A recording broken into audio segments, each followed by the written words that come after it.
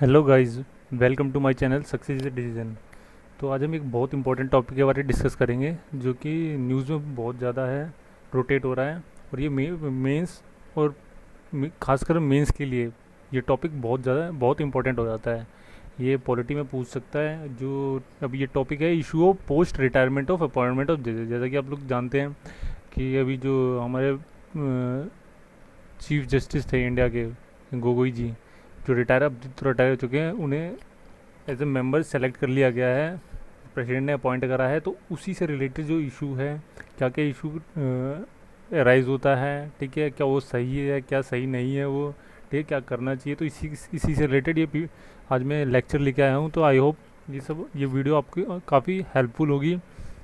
तो वीडियो के एंड तक बने रहे और सारी इंपॉर्टेंट चीज़ें आप देखें। तो चलिएगा स्टार्ट करते हैं हम। तो जो टॉपिक है वो issue of post retirement of appointment of जजेस। तो देखिए, इस आर्टिकल में जो डिस्कस करा गया है, वो टॉपिक डिस्कस करा गया है, वो है जो जजेस रिटायर्ड हो जाते हैं। रिटायर्ड होने के बाद अगर हम कॉन्स्टिट्यूशन देखिए अपना, तो जो जजेस है वो फर्दर अपॉइंटमेंट के लिए एलिजिबल नहीं होते हैं। लेकिन उसके बावजूद भी कई ऐसे केसेस हैं जो कि हम आगे देखेंगे स्लाइड्स में, कि उन्हें अपॉइंट करा गया है काफ़ी सारे पोस्ट पे। अगर आप ऐसी हमारी कॉन्स्टिट्यूशनल बॉडीज़ है जो कि रिकमेंड, जो कि जिनकी डिमांड होती है कि जो उनके चेयरपर्सन होता है वो आइदर रिटायर्ड जज ऑफ सुप्रीम कोर्ट होना चाहिए या फिर कंटिन्यू जज होना चाहिए। तो उसमें भी वो काफ़ी सारे जजेस सेलेक्ट होते हैं। तो हम इसी से रिलेटेड इश्यूज डिस्कस करेंगे। अब इसमें और भी जो टॉपिक है, confidence in the independence of judiciary, ये कैसे अराइज होता है इशू, ठीक है। जो इन्फ्लुएंस प्री रिटायरमेंट जजमेंट्स, ठीक है, जो उन्होंने जजमेंट दी है, जो जजेस हैं हमारे, वो कैसे, अगर वो अपॉइंट होते हैं किसी पोस्ट पे, तो उस टाइम कैसे वो प्री रिटायरमेंट जजमेंट्स उनको इन्फ्लुएंस कर रहे हैं। तो हम इसी सारी चीज़ों के बारे में डिस्कस करेंगे। और एंड में जाते जाते उनकी जो कुछ सॉल्यूशंस हैं, ठीक है, कि ये चीज़ ना करके क्या चीज़ गवर्नमेंट को करना चाहिए, ठीक है, तो वो डिस्कस कर लेंगे। तो इस टॉपिक, जो ये स्लाइड्स है, मैंने 3 पार्ट्स में डिवाइड कर दिया है।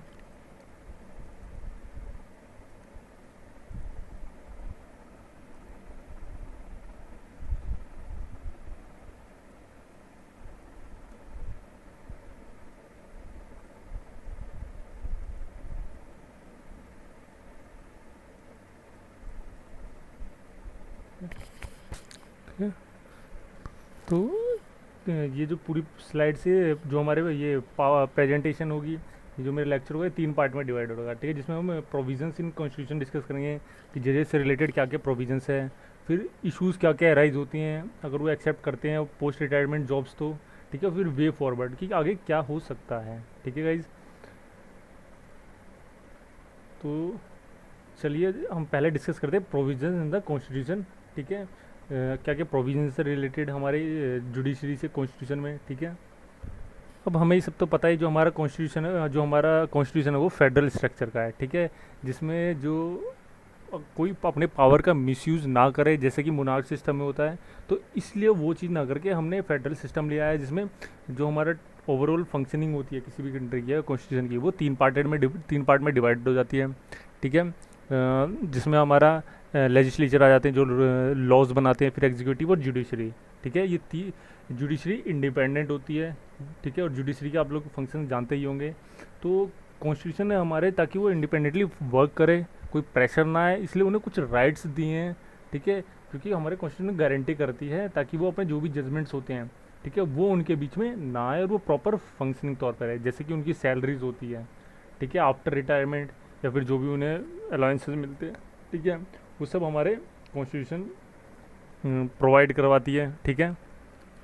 ठीक है, जो उनकी सैलरीज होती है, वो जो हमारे पार्लियामेंट है वो टाइम टू टाइम डिसाइड करती रहती है, ठीक है। अभी फ़िलहाल उन्हें कभी इंक्रीमेंट भी करती है, ठीक है। जैसे कि इन 2009, ठीक है, जो हमारे चीफ जस्टिस थे उनकी सैलरी 33,000 थी, ठीक है, और उसे बढ़ा के 1 लाख पर मंथ कर दिया गया था, ठीक है गाइज। तो इस तरह जो पार्लियामेंट है वो, ताकि जो जुडिशरी वो इंडिपेंडेंटली वर्क करे, तो उनके अलाउंसेस ये सब देखती रहती है, ठीक है।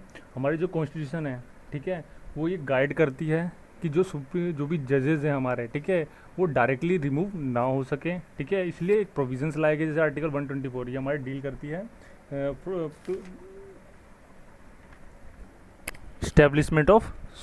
Establishment and constitutions of supreme court, ठीक है।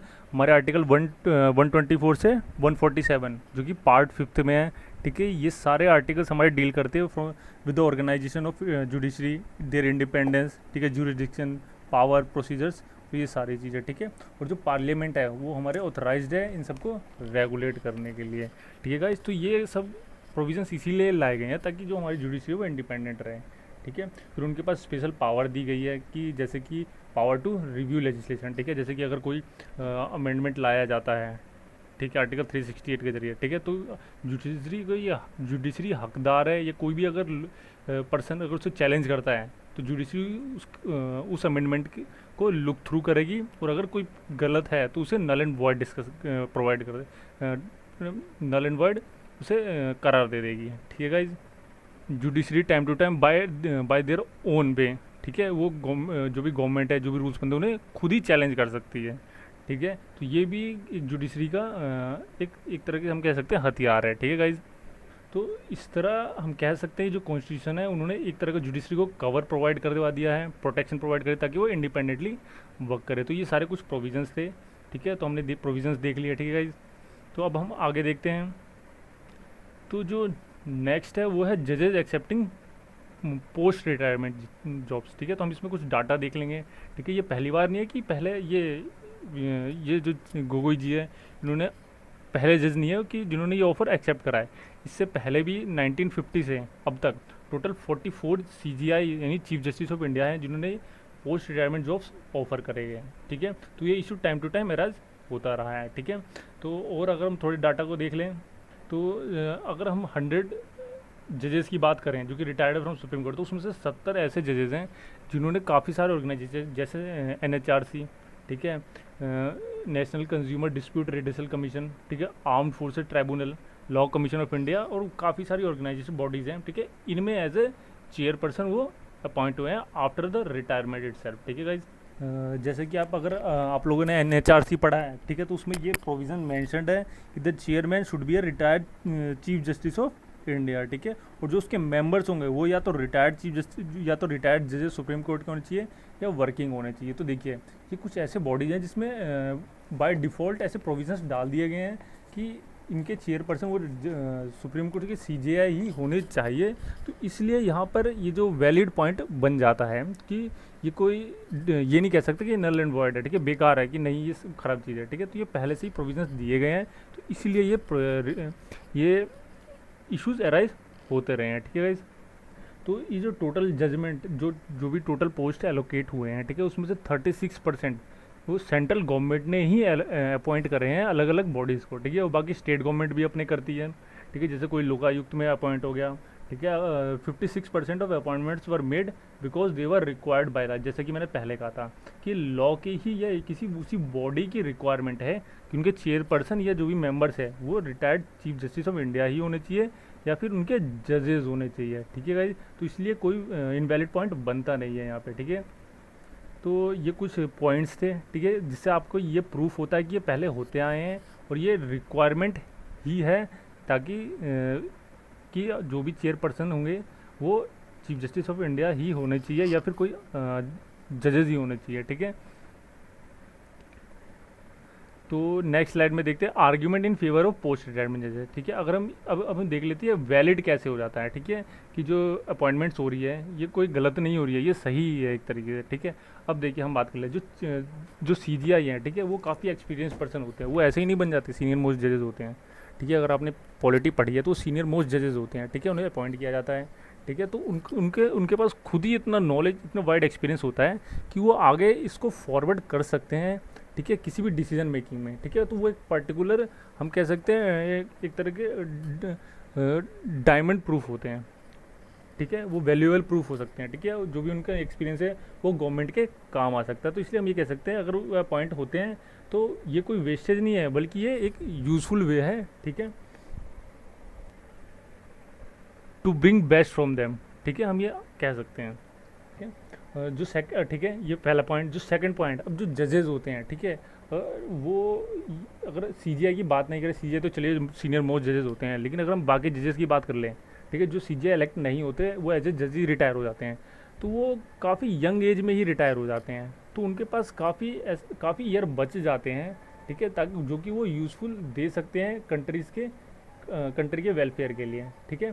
तो उनके उस यूज़फुल ईयर्स को यूटिलाइज़ करने के लिए जो कि वास्ट एक्सपीरियंस भी इंक्लूड करता है, ठीक है, तो उस इन सब को हम टोटली यूज़ कर सकते हैं, ठीक है, in the welfare of countries, ठीक है। तो ये सेकंड पॉइंट हो जाता है जो कि वैलिड है। अब तो ये कॉन्फ्लिक्ट होती है, अराइज होती रही है और होती रहेंगे, तो यहाँ पे फिर ये एक सॉल्यूशन कर सकते हैं हम कि हम बाय थ्रू ए स्टैट्यूट, मतलब कि बाय रिटर्न लॉ लेजिस्लेशन में लाएं और उसके थ्रू अपॉइंट करें, तो हाँ तब जाके ये कॉन्फ्लिक्ट कुछ कम होंगे, ठीक है। या फिर हम ये कर सकते हैं कि जो सुप्रीम कोर्ट है उसे ही अलाउ कर दें, ठीक है, कि वो कुछ ऐसे रूल्स इस्टेब्लिश कर दें, ठीक है, जिससे जो भी पोस्ट रिटायरमेंट अपॉइंटमेंट्स है वो रेगुलेट हो सके, ठीक है। तो कैसे कुछ आर्ग्यूमेंट्स थे, ठीक है, जो कि पोस्ट रिटायरमेंट के फेवर में थे।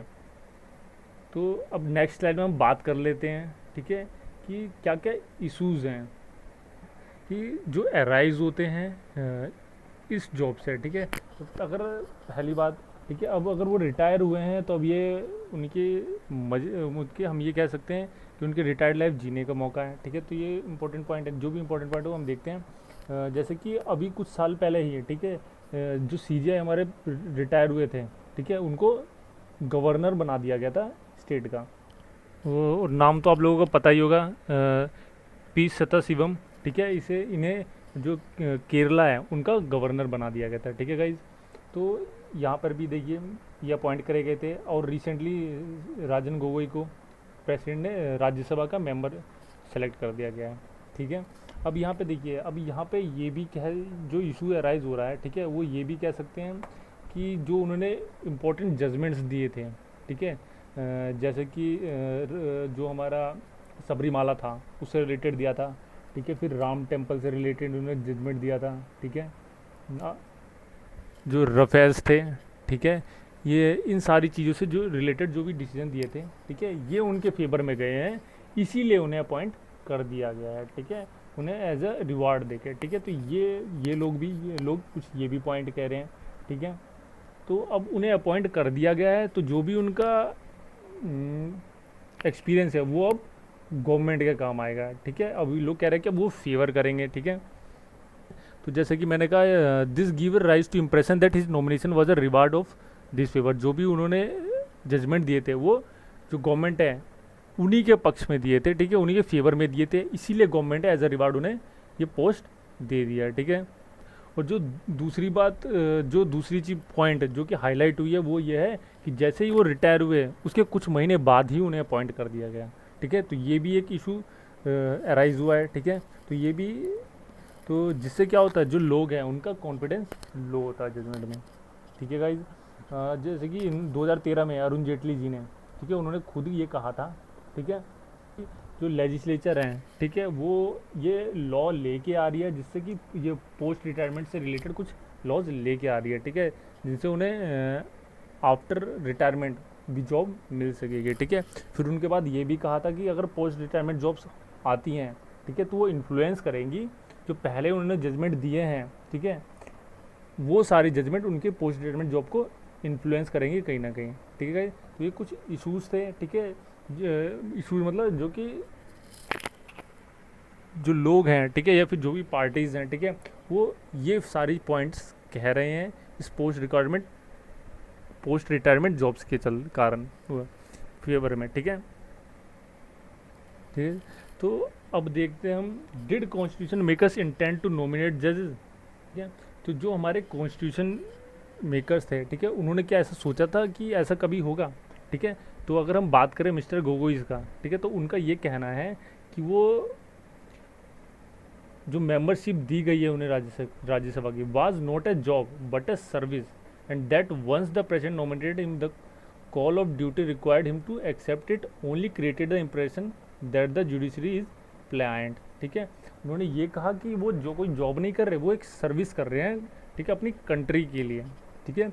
और ये उनका एक तरीके से हम कह सकते हैं ड्यूटी बन जाती है कि अगर प्रेसिडेंट ने उन्हें अपॉइंट करा है तो वो उनके सम्मान के लिए उस पोस्ट को एक्सेप्ट करे और अपनी सर्विस कंट्री के फेवर में दे। तो उन्होंने, उनकी आर्गूमेंट यही है कि उन्होंने इसे एज ए जॉब नहीं सोचा, उन्होंने इसे एज ए सर्विस देखा है, ठीक है। और उनका ये हक बनता है, अगर प्रेसिडेंट ने उन्हें अपॉइंट करा है तो उनको फॉलो करना, ठीक है, उनके ऑर्डर को एक्सेप्ट करना, ये उनका हक है। और ये जुडिशरी को तो हमारे जो कॉन्स्टिट्यूशन है, जो आर्टिकल 80 है उसका सेक्शन 3, वो खुद कहता है, यानी हम ये मान सकते हैं कि जो हमारे कॉन्स्टिट्यूशन में प्रोविज़न मेंशन्ड है, जो प्रेसिडेंट है वो नॉमिनेट कर सकता है, ठीक है, उन लोगों को जिनके पास स्पेशल नॉलेज है, चाहे literature, science, art and social services में हो, ठीक है, उन्हें एज ए राज्यसभा का मेंबर वो चूज़ कर सकते हैं, ठीक है, ठीक है गाइज। तो अभी देखिए कुछ दिन पहले 126 अमेंडमेंट लाया गया था, जिसके थ्रू जो एंग्लो इंडियंस थे, ठीक है, उन्हें हटा दिया गया है, ठीक है, उनको नॉमिनेट करने पहले होते थे, ठीक है, तो उन्हें अब हटा दिया गया है। अब उनको हटा के जो SC STs हैं उनको प्रमोट करने के लिए, उनकी सीट्स रिजर्व करने के लिए प्रोविजंस लेके आया। तो ये पढ़ लीजिएगा, 126 है अमेंडमेंट, ठीक है, ये क्वेश्चन भी इंपॉर्टेंट है, ठीक है। तो ये हमारे, तो चलिए अब इसकी बात करें, आर्टिकल 80 ये खुद मेंशन है हमारे कॉन्स्टिट्यूशन में, ठीक है। तो अब इस पर देखिए मेंस में क्वेश्चन क्या बन सकता है, तो what are the implication of post retirement appointments of जजेस, give suggestion to deal with this problems. तो अगर आपने आगे मेरे पीछे की स्लाइड देखे तो आपको ये क्वेश्चन का आंसर ईजिली आप कर देंगे, ठीक है गाइज। तो चलिए आगे देखते हैं। तो अब जो बात कर लेते हैं, क्या इंडिया में ही ये हो रहा है, ठीक है, तो हम ये पॉइंट देख लेते हैं, प्रैक्टिस वर्ल्ड वाइड। अगर हम यूनाइटेड स्टेट की बात करें, ठीक है, तो उनके जो जजेज़ हैं, ठीक है, वो क्या करते हैं, अगर वो पोस्ट रिटायरमेंट ऐसा कुछ नहीं है वहाँ, तो वो क्या करते हैं, जो उनके जजेज़ हैं वो लाइफ लॉन्ग रिटायर ही नहीं करते, ठीक है। और वो इसलिए नहीं करते ताकि उनका जो अभी जो कॉन्फ्लिक्ट यहाँ पे इंडिया में राइज हो वो वहाँ पे ना हो, इसलिए नो सुप्रीम कोर्ट जज रिटायर्स लाइफ लॉन्ग, ठीक है। अगर यूनाइटेड किंगडम की बात कर ले तो उन्होंने क्या करा, उन्होंने जजेस की एज को ही बढ़ा दिया है 70। अब 70 के बाद है, जाहिर सी बात है कोई काम करने का खुद ही नहीं चाहेगा, तो उनकी शरीर ही काम नहीं करेगा, ठीक है। तो इसलिए पोस्ट रिटायरमेंट जॉब्स को रिस्ट्रिक्ट करने के लिए उन्होंने एज ही बढ़ा दिया। तो देखिए ये दो पॉइंट्स वेल एंड गुड है, जिसे इंडिया भी इम्प्लीमेंट कर सकती है, ठीक है, चेंजेस लेके आ सकती है, जैसे कि हमने पहले बताया मैंने कि पार्लियामेंट चेंजेस लेके आ सकती है, ठीक है। तो हम यहाँ कुछ रिकमेंडेशन देख लेते हैं फर्स्ट लॉ कमीशन की। उन्होंने ये कहा था कि जजेज of higher judiciary should not accept any government job offer after retirement. तो फर्स्ट लॉ कमीशन की ये रिकमेंडेशन थी कि वो कोई भी जजेज एक्सेप्ट ना करें, ठीक है। सच जजेज must not forget that their conduct even post retirement was crucial to preserve people's faith in judiciary, ठीक है। अब इसका मतलब यह है कि अगर आपने जॉब ऑफर कर लिया है, ठीक है, तो अब जाहिर सी बात है अब लोग कहेंगे कि आप अब डिस्क्रिशन करना शुरू कर देंगे, ठीक है। तो इसलिए जो भी जुडिशरी है उनके खिलाफ उंगली ना उठे, तो इसलिए फर्स्ट लॉ कमीशन ने रिकमेंडेशन दी थी कि कोई भी जजेस एक्सेप्ट ऑफर करे ही ना, ठीक है गाइज। तो ये जो यूनाइटेड किंगडम, इनके प्रोविजंस गवर्नमेंट फॉलो कर सकती है। तो अब देखिए, अब आगे हम, अब जो भी हो गया सो हो गया, लेकिन अब आगे क्या कर सकते हैं। तो पहले 2 पॉइंट सबसे पहले इंपॉर्टेंट वही है जो हमने पीछे पढ़े थे, ठीक है, जो यूके के पढ़े थे हमने, ठीक है। ये देखिएगा कितना बढ़िया लग रहा है, ठीक है। तो ये United States no Supreme Court जजेस रिटायर्स लाइफ लॉन्ग, ठीक है। यूनाइटेड किंगडम के भी फॉलो कर सकते हैं, सुप्रीम कोर्ट जजेस retire at the age of 70, ठीक है। तो वे फॉरवर्ड देख लेते हैं, ठीक है। अगर ये कॉन्फ्लिक्ट एराइज हो ही रहा है तो क्यों ना गवर्नमेंट कॉन्स्टिट्यूशन को ही अमेंड कर दे और ऐसे कुछ लॉज लेके आ जाए जो कि इनके फेवर में हो, इन कॉन्फ्लिक्ट को अवॉइड करे। जैसे कि वही, या तो एज बढ़ा दे 70 की, ठीक है, वो खुद ही काम करने लायक नहीं बचेंगे, ठीक है, या फिर लाइफ लॉन्ग कर दे, ठीक है गाइज, वो खुद रिटायर हो जाएं, ठीक है, ठीक है। और क्या कर सकते हैं, गवर्नमेंट उनके पेंशन को इंक्रीज़ कर सकती है, ठीक है, ताकि उन्हें सैलरीज मिलती रहे, ठीक है। जैसा कि मैंने कहा कि जो रिटायरमेंट एज है वो बढ़ा देनी चाहिए, ठीक है। तो जो हमारे फॉर्मर चीफ जस्टिस थे, ठीक है, RM लोधा, उन्होंने भी यही कहा था कि जो जजेज हैं उन्हें पोस्ट को एक्सेप्ट नहीं करना चाहिए फॉर एटलीस्ट 2 ईयर्स, ठीक है, जॉब छोड़ने के बाद, ठीक है। तो फिर उन्होंने कुछ और पॉइंट्स बताए गए थे, ठीक है। बिफोर अ जज retires the government should ask him whether he wanted to be a pensioner और continue to draw his existing salary, ठीक है। अगर वो रिटायर हो रहे हैं तो उन्हें गवर्नमेंट को पहले ही पूछ लेना चाहिए, या तो आप पेंशनर बन जाइए या फिर सैलरी लेते रहिए, यानी सैलरी ले रहे हैं तो जाहिर सी बात है आप जॉब कर रहे हैं, ठीक है। Once he opted for pension he should not have any engagement और पोस्ट अंडर द गवर्नमेंट। अगर उन्होंने पेंशन ले लिया है, ठीक है, तो कोई भी उन्हें गवर्नमेंट से लेना देना अब है नहीं, वो जॉब को रिजेक्ट करना ही पड़ेगा उन्हें, ठीक है। अगर वो फुल सैलरी ले रहे हैं, ठीक है, तो उन्हें जो भी जजेस के पैनल होते हैं उनमें उन्हें इंक्लूड कर दें, ठीक है, यानी रोटेट कर दें, ठीक है। When a vacancy arises appoint the man in consultation with CGI with the government's consultation, ठीक है। अगर वैकेंसी आती है, जो भी CGI है, जो भी जजेस हैं, ठीक है, उन्हें गवर्नमेंट के अपॉइंटमेंट पैनल में उन्हें रख दे, ठीक है गाइज। तो इस तरह जितने भी इश्यूज अराइज हो रहे हैं, ठीक है, चाहे वो फेवरेटिज्म का हो, जितने भी एलिगेशन अराइज हो रहे हैं, ठीक है, अपीजमेंट के हो, ठीक है, ये सारी ऑटोमेटिक ही हट जाएंगे। तो ये कुछ इशू है, कुछ पॉइंट्स है जिसे गवर्नमेंट इम्प्लीमेंट कर सकती है।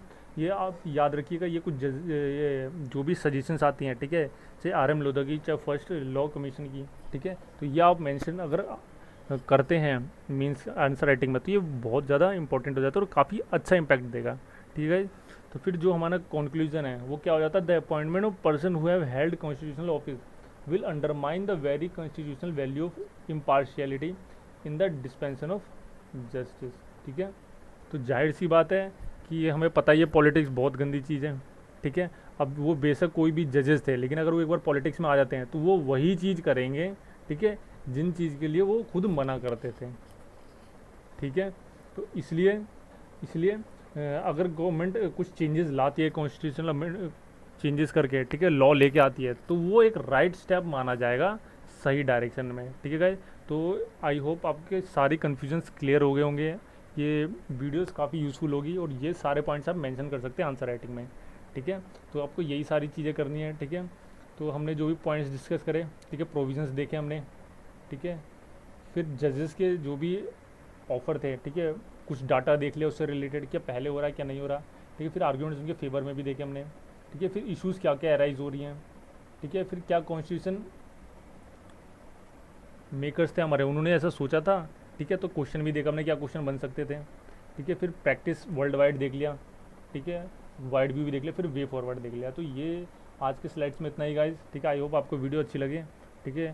तो बने रहिए मेरे चैनल के साथ, लाइक करें, सब्सक्राइब करें और शेयर करें, और आगे आने वाली वीडियोस और भी इंपॉर्टेंट होने वाली है। तो थैंक यू गाइज़।